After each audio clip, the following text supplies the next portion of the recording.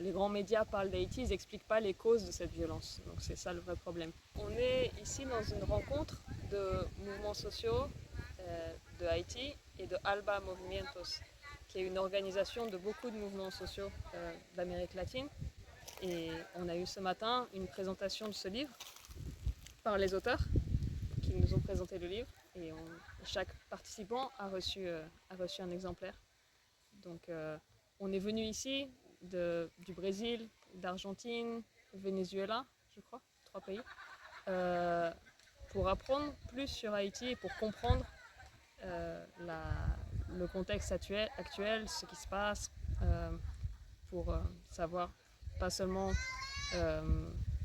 tout ce qu'on dit sur la violence et tout ça, mais comprendre les causes réelles de la violence, les causes réelles de la crise qui se passe à Haïti, qui en fait est une guerre que mènent les puissances impérialistes comme les États-Unis contre Haïti. Donc l'idée c'est que les participants, quand ils rentrent dans leur pays, puissent avoir les éléments pour parler en profondeur d'Haïti.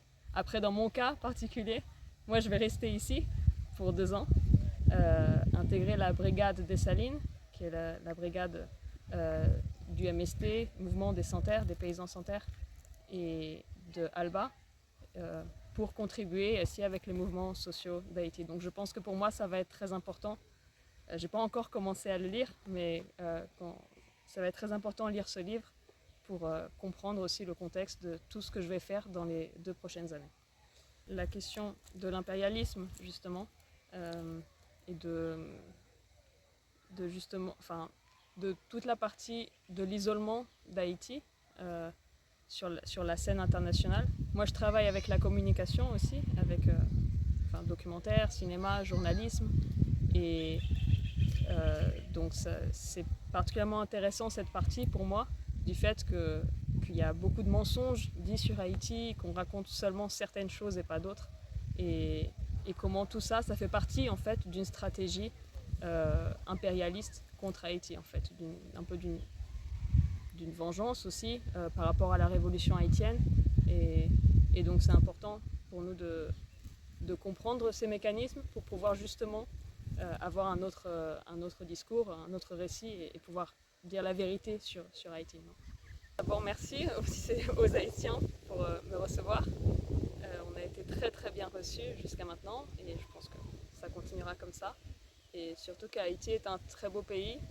Pour l'instant, on est là depuis 3-4 jours, mais tout ce qu'on a vu, c'est incroyable, c'est beau. Il y a une force aussi de la population dans la résistance, ici dans la production agroécologique. Donc bravo, félicitations pour tout ce que fait le peuple haïtien, et un grand merci pour nous recevoir. Et je suis très contente de pouvoir rester ici 2 ans.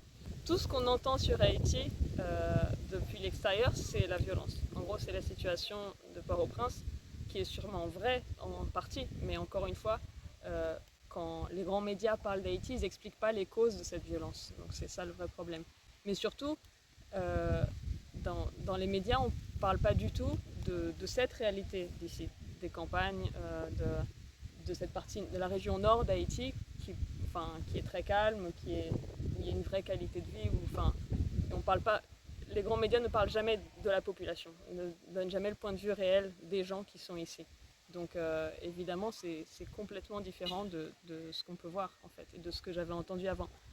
Je faisais pas trop confiance à ce que j'entendais, je sentais que les choses étaient différentes, mais c'est beaucoup mieux de le voir et de le vivre soi-même.